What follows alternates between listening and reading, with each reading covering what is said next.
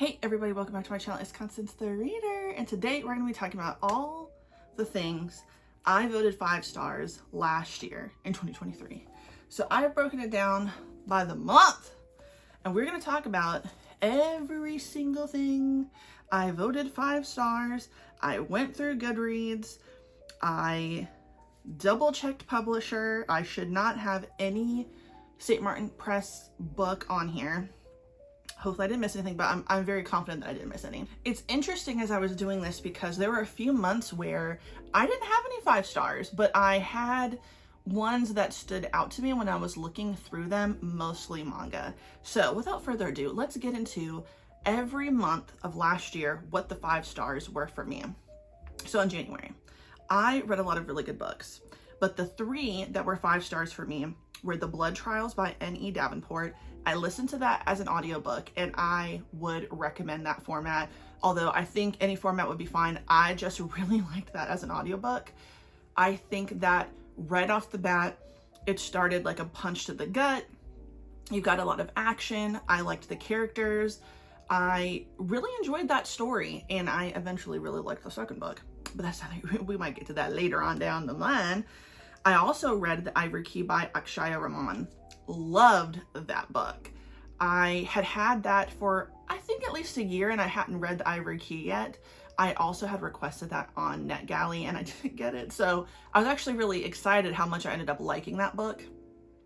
I like the fact that it's 4 perspectives of these 4 siblings who are all trying to find the Ivory Key to bring magic or not back to their kingdom and fight against this other country that is basically trying to, that may have assassinated someone in their family and framed another person.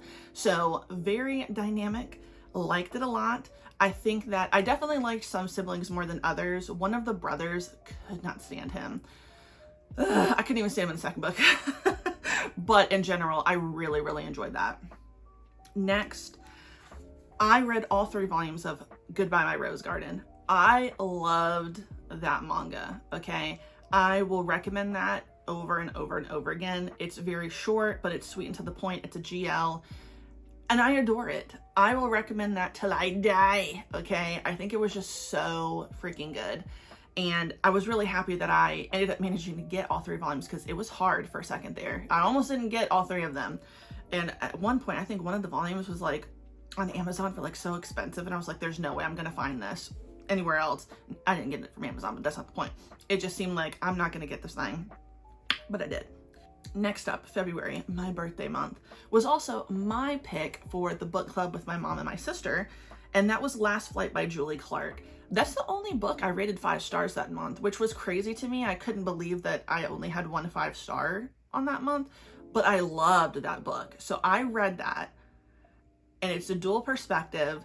These 2 women are both leaving crappy situations. One is leaving an abusive home. One is leaving, we don't quite know what the other one is leaving, but she's leaving something that's pretty sinister, possibly. They meet at a airport and they switch tickets and essentially assume each other's lives. And even though we're following both of them, we are following the wife who's leaving her abusive husband, present day. And we are following the other perspective, the past. And the ending broke me. I did not think that that's how that book was going to end. And I cried on the sofa. I think I called my sister as soon as I was done crying, because I was like, I have to talk to someone about this because she finished it first. It was so good. I would recommend that for sure. March, okay, we're getting back into a little bit more. So I read the whole series of Black Torch. That's a great manga, in my opinion. It's 5 volumes, which it's one that I mention a lot where I feel like, man, if it could have gotten 10, woo, it would have been really great. But in general, I really liked the series. I would recommend it, even though I feel like it was almost like a novella, right? I think a lot of people, even though you go into a novella, like, okay, we know this is going to be short. Sometimes the story is so good, you're disappointed that it was only a novella. That's how I felt with this. It was so good that I feel like it deserved more. Next was The Weight of Blood by Tiffany D. Jackson. I love Tiffany D. Jackson. I haven't even read all of her books. But that one in particular, I listened to it as an audiobook. Another one I would recommend listening to as an audiobook was so freaking good.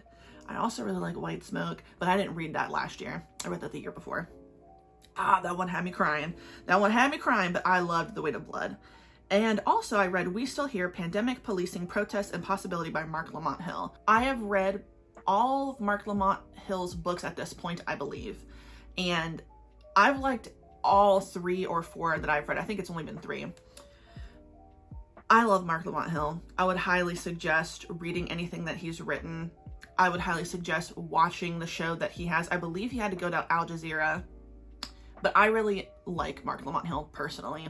And I really, really liked that book. Now, it was hard at the time because I didn't really think about the fact that pandemic. Yeah, we're going to be talking about the pandemic. And I think it's really weird to read about the pandemic. I lived it. So sometimes it feels like a little traumatizing to relive that and everything that was going on then. And then we know we're still living in the pandemic. People are still dying from COVID. People have long COVID.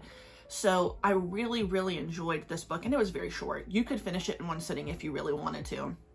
But those were mine for March. Now we're back to another one where in April, I didn't really have anything that I rated 5 stars except for one volume, and that was My Love Mix-Up Volume 1. That's when I first started My Love Mix-Up. That was such a good first volume, and I usually don't rate manga until I've finished the series. Unless that volume was really, really good, I usually don't rate it. So like if you ever go on my Goodreads and you look at my ratings, you'll notice that a lot of the manga that I've read, there's no rating on it. And I just kind of feel like, you know, some are just like, that's good, we're getting started. But the first volume of My Love Mix-Up was amazing. I would recommend My Love Mix-Up. It is a completed series. It's only 9 volumes and it is so freaking good. I just recently bought my friend Kimsey a volume. She liked My Happy Marriage. I don't know if she's read Apothecary Diaries, but that doesn't matter. Either way, hopefully she likes My Love Mix-Up. So now we're getting into May. I read some good shit in May. Okay. A Broken Blade by Melissa Blair. I remember seeing the promotional stuff on TikTok about that book and being so confused, but in an intrigued way. Like, what is going on with this? Like, people are talking about it, but they're not talking about it. Does that make sense? Like, if you remember on TikTok when people are talking about this book, it was so mysterious, but I didn't see it in any bookstore at the time. And when I finally read this, I listened to it as an audiobook. Oh my God, amazing. This is a book that I want to read again. Like, that's how good I thought it was. So freaking good. I don't know. I would recommend listening to this. Pretty much any fantasy that I end up listening to and I love, I'm always going to say listen to the shit because it's really good. But this one, that shit was good and I loved it. I also listened to The Adventures of Amina Al-Sarafi by S.A. Chakraborty. I love her, okay? I loved that fucking book. And I'm gonna say, listen to the shit because I just thought it was so perfect. She was so horny. It was crazy, but I loved it. I loved that whole book. I loved the narrator. I absolutely loved the story. I want more. At this point, I've read almost everything by S.A. Chakraborty and I've loved everything I've read. So that's all I've got to say. Read. I know that some people haven't liked it. Totally fine. But I loved it and I will always recommend that book. And then I got introduced to S.A. Cosby. Okay. I listened to All the Sinners Bleed and that book is amazing. Oh my God. So fucking good. Also listen to that as an audiobook. And the thing that I liked it in general. Very, very crazy fucking story. You have to read. I don't even want to go into it because I know I'm gonna like gush and tell you everything. But you have to read this book and you have to read books by S.A. Cosby in my opinion. But the thing I really liked about it is that it takes place in my state and in areas that I'm familiar with. So when they're going through Chesterfield, when they're going down to Virginia Beach, when they're in Petersburg, when they're in Richmond, like I knew where everything was and I'm not used to that. Richmond isn't like a nothing city, but you know, most books that you read They're taking place in New York City. They're taking place in LA. They're taking place, maybe, I don't know if I've read a lot of things that take place in Florida. Or it's like a state, like another state I've never been to. Never in the places in Virginia that I live. So that was really cool. So just got a little place in my heart because of that. But I would recommend it, period. Moving into June, guess what? I ended up reading The Shadow Crown by Melissa Blair. That was the second book after A Broken Blade, and it was fucking good. Another one I listened to, and I would say, listen to this series. The third book, I think, comes out in February. I can't wait. I can't freaking wait for that book. I don't know if it's a trilogy or if it's a series. I don't care if it's a series, and I don't necessarily like series. I would go for duology or a trilogy. If this is a series, I don't care. I want it. I'm going to gobble that up. I'm not going to go into what else I would do because that's how much I like it. And I also read The Love Con by Ceresia Glass. That was such a good rom-com book. I enjoyed that so much. It's about these two roommates that end up having like fake dating. I like a fake dating trope in my opinion, but they also do like each other. They've just not really ever explored that, and it was so good. If that was a movie, I would watch it immediately. Now we're getting into July. I read my next S.A. Cosby book, and that was Razorblade Tears. Another one. Oh my God. Very, very good. Very, very good. Listen to the shit. I didn't know where that one was going. I didn't see that one coming, and that shit was good as hell. Read it. I also listened to Diva 2.0, Life Lessons for Me, For You by Cheryl Lee Ralph, and I got that on NetGalley, and it was so good. Such a good audiobook. Please listen to that one. Cheryl's voice is amazing. It's iconic. But I just love when they are narrating their own book, their own memoir. I think that that's like perfect. I haven't listened to one that I didn't like, but I definitely love this one. Now we're getting into August. This is the month where I had the most 5 stars, in that I had 4 instead of 3. Which is funny. It's like either it's like 3 or less than that. First up, First Comes Like by Alicia Rai. That was the first book I read by that author, and I loved it. Longer romance. And at the time when I was reading it, it's so funny because I had just started to hear things on TikTok about people talking about how a romance should really be this long. And I would agree to a certain extent. This was over 400 pages, but I loved the book. There was something about it that it didn't feel like it was long. You know, it didn't feel like it was that long. It was slow burn, yes, but I loved that book. I had started it just because I needed to read what I owned, okay, because I bought that a while ago, and I was doing a reading vlog at the time, and I ended up just being obsessed with that book that I kind of pushed everything else to the side and just dove right into First Comes Like, and that shit was good. I also listened to Hey Hun, Sales, Sisterhood, Supremacy, and Other Lies Being Multi-Level Marketing by Emily Lynn Paulson. Really great audiobook. This is her talking about her time in an MLM and how it ruined her life. She became an alcoholic. Oh my God, I think she might have gone bankrupt. I can't remember now, but just the craziness of it all. I also read the whole series, The Savior's Book Cafe in Another World. So good. Oh my God. So freaking amazing. 5 volumes. I would highly recommend. I think that series is fantastic. It's a good romance. It's good magic system. I loved it so much. I also read I Feed Her to the Beast and the Beast Is Me by Jamison Shea. That was really good. I listened to that as an audiobook and I got that on NetGalley. Very, very, very good. Very eerie. Very... I didn't know where that one was going to go. I really didn't, but I enjoyed myself. And I'm actually surprised I didn't put this on here.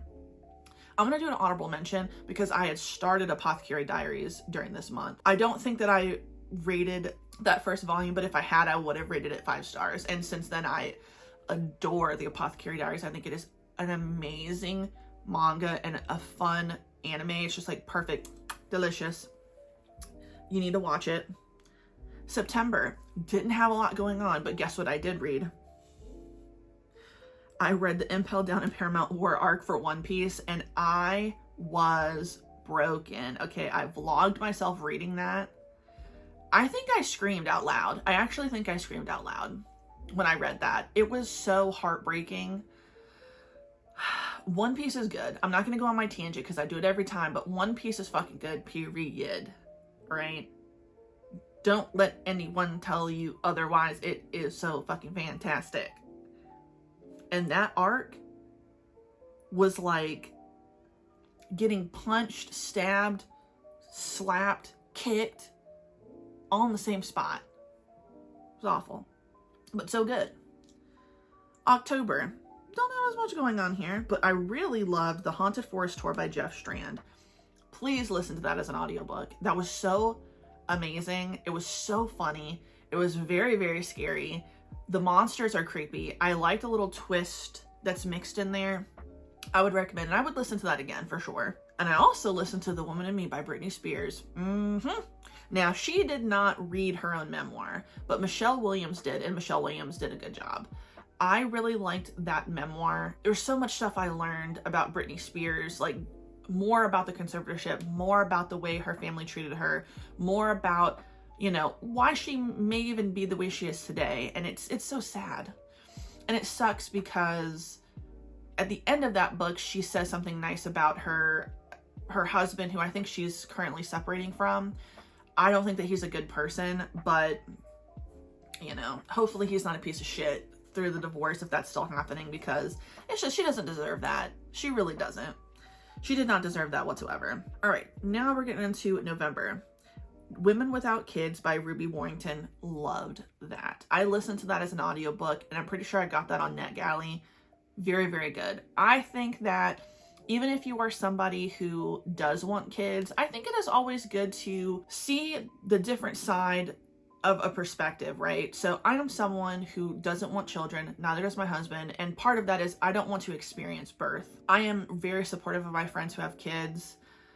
Even though I can't relate to that desire, I am supportive, and I really enjoyed this audiobook because I think that she gave a lot of really great personal stories, but she also interviewed other people, and it was so interesting to hear those people who, you know, sometimes the truth is some people regret having kids, and people should be allowed to be open about that feeling, because you can feel that way.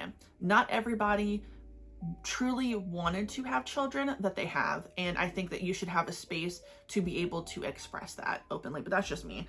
But I would recommend it. Even if you're someone who does want kids, read it. It's a good book. But if you are someone who doesn't want kids and you just want to read something that's like, I can relate to this, I think it's a great book. Next, I read Starter Villain by John Scalzi. That was the book club pick of my cousin, and that was so good. Please listen to that as an audiobook. Will Wheaton is the one who narrates it, and not only is he the perfect narrator, he's the perfect narrator for the character that he's narrating, because if this was turned into a movie, Will Wheaton should play him, period. I think that it would be hard for me to think of anyone else playing him, because at this point it's like Will Wheaton's voice is just perfect. Will Wheaton, and as a person, is that character. That's just me. But I definitely really liked that book. I think that it is really, really good. You will enjoy yourself if you read it. It's very funny. And then I read Except for Palestine by Mark Lamont Hill and Mitchell Plitnick. Very, very good, informative book. That's mostly, you get a little bit of background about what happened in Palestine during the Nakba, the first one, a little bit of the second one, the relations that happened between like Bill Clinton and stuff, but it is mostly talking about America's involvement in what has happened to Palestine, the presidents along the way, what they have done, what they haven't done, their lack of motivation. And as I've said before when I reviewed the book, it will be really interesting to see if Mark Lamont Hill writes another book. Honestly, I think he should write Except for Palestine 2.0, the Biden years at this point, and then go even further into the involvement that Biden has had with what has happened to Palestine. The ways that he has funded a particular lobbyist group and encouraged a particular set of people, and talked about how he is a part of a political ideology that is pretty sinister. And that's keep saying it lightly, by the way. I'm trying to be careful about what I say. Not like I'm some big creator, but still, I'm trying to be careful about what I say. If you need any, if you need any real understanding of how I feel, you can check my social media, to be quite honest, and anything else I've ever said. But just to be a little bit careful about what I'm saying, I do hope that Mark Lamont Hill can kind of go into that, because he talks mostly about the Trump presidency during this time. And I think every president that he mentions has had such a shitty hand in what has happened to Palestine. But I think a lot of people could agree that what has happened in 2023, Biden, thumbs down, motherfucker, tomato, tomato, tomato. That's all I'll say. And then in December, I really didn't read that much in December, but the one that I rated 5 stars was Walking in My Joy in These Streets by Jennifer Lewis.